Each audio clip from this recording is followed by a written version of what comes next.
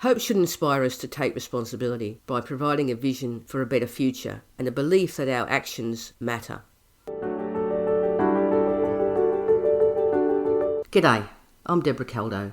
Welcome to the Red Giraffe Solutions Expanding Worlds podcast, where we aim to support you as you help your young person with additional needs plan for their future, a future where they're safe, secure, and live a rewarding and fulfilling life.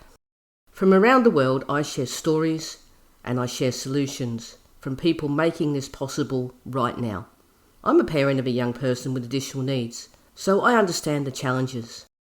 Many of the people I've interviewed on this podcast have already helped me design a better future for my daughter, and I hope that they might help you as well to imagine what's possible for your young person.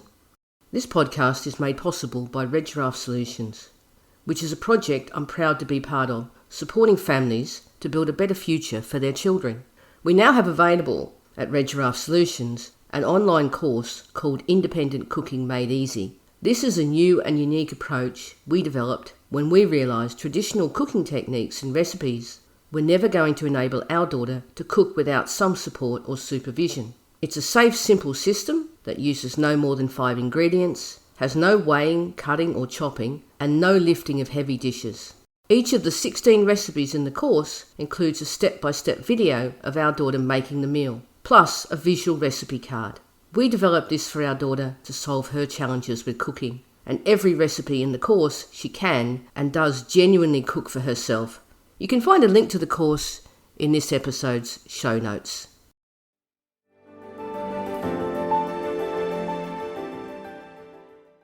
Over the last 2 episodes, I've been talking about HOPE, which in this instance stood for Housing Options for People with Exceptionalities. My guest was Ginny Dropkin from Hope, North Carolina. She said that she wished they hadn't used HOPE in their name, because so many organisations use that word as well. So it ended up getting a bit confusing.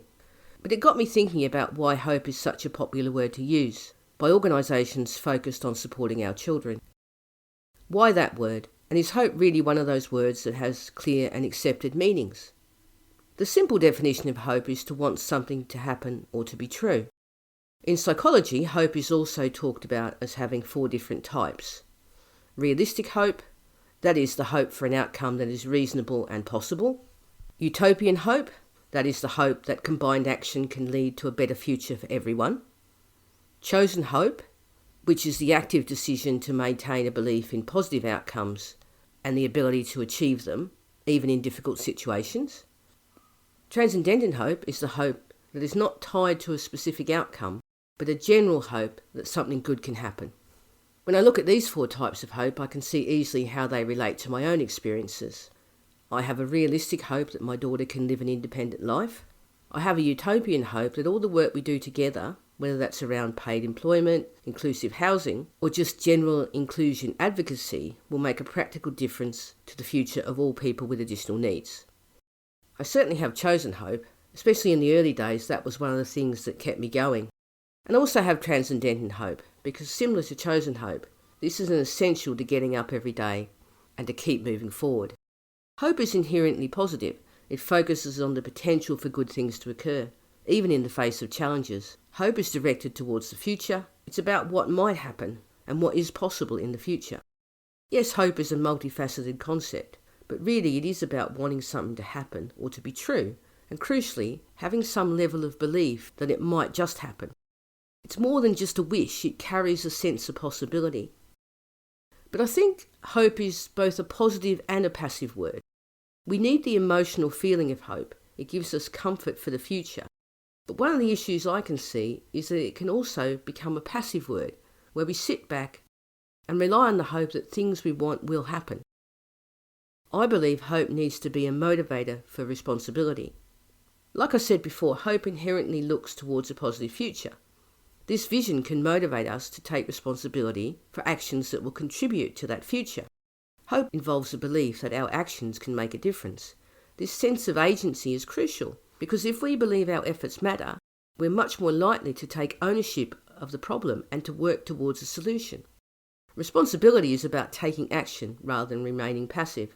When we take responsibility for addressing the challenges, we move beyond that wishful thinking and create tangible progress, which in turn fosters that chosen hope I mentioned earlier. But why is this kind of hope so important? Hope can motivate us to take action to achieve our goals. Without hope, we can become apathetic and end up doing nothing. It's a crucial emotion when we face challenges or hit that proverbial wall. It helps us believe that things can get better. It helps provide the resilience to persevere instead of giving up. Hope is also linked to positive emotions like optimism, happiness, and a sense of purpose. Believing in a positive future can give life meaning, driving us towards engaging more fully with the world and with the people around us. Hope often involves a belief in our own ability to influence outcomes and create positive change in our own lives. Hope strengthens our mental fortitude, making us more adaptable and better equipped to bounce back from difficult experiences. Like many things, hope starts with mindset, shifting to a positive mindset and challenging negative thoughts, developing resilience to cope when things don't work out. Hope can also be fostered through positive relationships and having a sense of community. Feeling cared for and supported by others strengthens our belief in a positive future. Also, seeing others overcome challenges and achieve their goals can also inspire hope in us. I think this is particularly important for our children, because when they see others doing things, then they can start to imagine that could be them doing the exact same thing. This is definitely true when it comes to paid employment. It's important to remember that hope is not a constant state.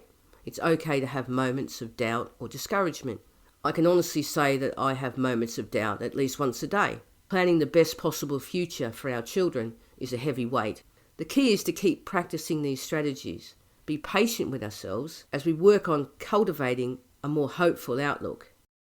Hope should inspire us to take responsibility by providing a vision for a better future and a belief that our actions matter. And then by taking responsibility through actions and accountability, that solidifies hope, creating that positive change and a more solid foundation for the future. When we talk about hope, it cannot be simply wishful thinking. It has to be an active orientation towards a better future. It should be chosen hope, involving both a desire for positive outcomes and the belief in our ability to achieve them.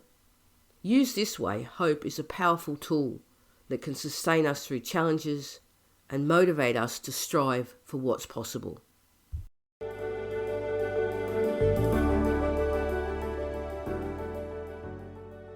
I just want to say thank you for taking the time to listen, and I hope that the stories and solutions shared on here help you as you support your young person to create their future. If you know anyone who would find the ideas useful, please share the podcast with them. To support the podcast, please consider finding out more about the Independent Cooking Made Easy online course. It's a safe, simple system that works. There are links to the course in the show notes. You can find me on Instagram and Facebook. You can also connect with me on LinkedIn at Debra Caldow. I'd love to have a conversation with you on any of the topics we all care about. Bye for now.